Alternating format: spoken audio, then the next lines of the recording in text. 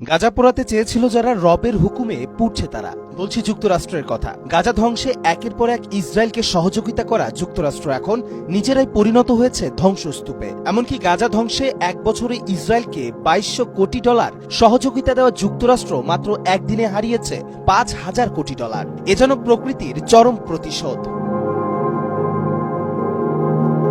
আগুনের লেলিহান শিখায় জ্বলছে সবকিছু, চারপাশে সাইরেনের শব্দ, ধোয়ার অন্ধকার আকাশে চক্কর দিচ্ছে ফায়ার সার্ভিসের হেলিকপ্টার, ছুটে চলেছে লোকজন, সবার চেহারায় অজানা আতঙ্ক। কোথায় যাবেন জানেন না অনেকে। যুক্তরাষ্ট্রের ক্যালিফোর্নিয়া অঙ্গরাজ্যের লস অ্যাঞ্জেলেস শহরে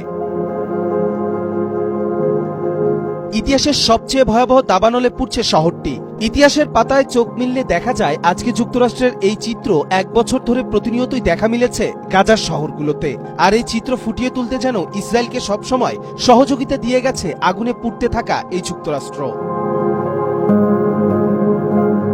গাজা আগ্রাসন শুরুর পর থেকে গেল এক বছর ইসরায়েলকে $2200 কোটি সামরিক সহায়তা দিয়েছে যুক্তরাষ্ট্র। শুধু তাই নয়, 2024 সালের মাঝামাঝি পর্যন্ত যুক্তরাষ্ট্র থেকে প্রায় 50,000 টন অস্ত্র, গোলাবারুদ, বিস্ফোরক পাঠানো হয়েছে ইসরায়েলে।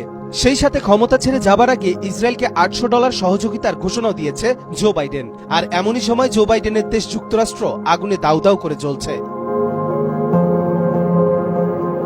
গাজার লাখ লাখ মানুষ যখন সব হারিয়ে পথে মানবেতর জীবনযাপন করছে, তখনই যুক্তরাষ্ট্রের হাজার হাজার মানুষ ঘরছাড়া হলো। ফিলিস্তিনি সমর্থকরা বলছেন গাজাবাসীর চিৎকার সৃষ্টিকর্তার আরশ পর্যন্ত পৌঁছে গেছে, আর তাই তো শাস্তিস্বরূপ যুক্তরাষ্ট্র এমন দাবানলের শিকার হয়েছে।